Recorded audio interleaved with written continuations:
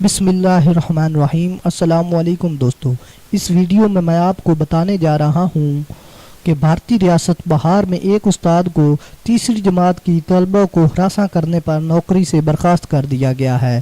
ریاست بہار کے ضلع ساران کے صدر مقام چھپرا میں واقع برجش کمار کنڈر گارڈن اسکول کا ٹیچر کرشن کمار گزشتہ کئی روز سے تیسری جماعت کی طالبہ کو جنسی ہراساں کر رہا تھا۔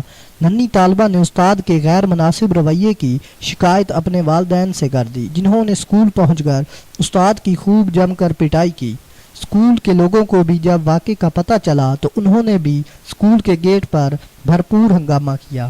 جب ہنگامہ حد سے بڑھا تو پولیس موقع پر پہنچ گئی اور معاملے کو رفع دفع کرا دیا۔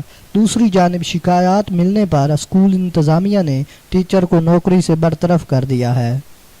اگر ویڈیو اچھی لگے تو پلیز ہمارے یوٹیوب چینل انمول موتی کو سبسکرائب ضرور کریں۔ شکریہ۔